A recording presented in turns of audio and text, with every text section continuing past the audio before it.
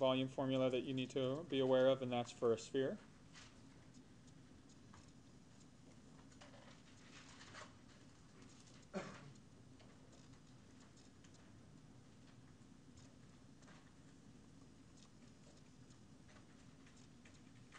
All right, so what do you think the volume is going to be for this? Anybody who was listening? There you go. Good. You guys can do some quick mental calculations. All right, let's go through and take a look at how this applies. It's really just a plug it in and calculate it. For any of the circular objects, the radius is all you need to know. So once you know the radius of 6, you can plug that in and solve. Now, the one thing to be careful of, especially if you ever get to the point where you need to solve it without a calculator, can you cancel this 3 and this 6 and turn it into a 2? Remember, this isn't just 6, right? This is 6 multiplied by itself 3 times. So you can't just cancel a single factor of 3 with 3 factors of 6. Now, if you wanted to think of it as canceling, you would need to write it out as individual multiplication, and then you could cancel with one of the 6's, but just be really careful. When you multiply that out, you wind up with 288 pi, again, cubic units, whatever I wind up giving you. And now, there's 2 variations off of this volume formula that you might be exposed to. The first is this type of figure.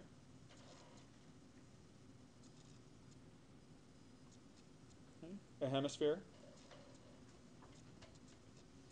If you were given a hemisphere, what do you think the volume formula is going to be? Sophie? Yeah. So you can simply take 1/2 of 4 pi r cubed. Right? And if you wanted to think of it as 2/3 pi r cubed, you can, but there's, again, no reason to think of another thing to try to remember when you can derive it really quickly. Right, so what would the answer be? What would be the volume of this if it's half of this sphere up here? 144 pi cubic units. And then the last variation on this is, again, a little bit trickier. If you have trouble sketching it, that's okay. You can just kind of pay attention.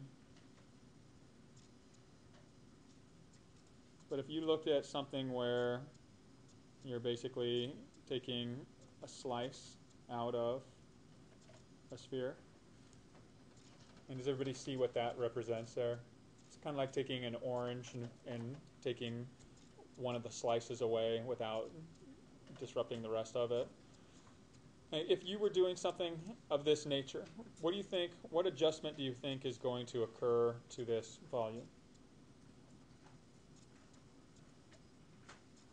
Jacob? It's going to get smaller. Okay, and by what factor ratio? By whatever's remaining. Good. If you think about 90 degrees, it would be like whatever the original measurement was times whatever's left, or whatever degree is left over 360. Right, so if you look at, if you take this circle that represents the middle part, it's called this giant circle inside here with the sector removed from it, it's going to look like this, right? It's a sector. Okay? And what calculation would we take if we were finding the area of this? M over 360, right? So that's what we're going to use for the volume as well. So the volume for this particular figure is just going to be M over 360 times the 4/3 pi r cubed.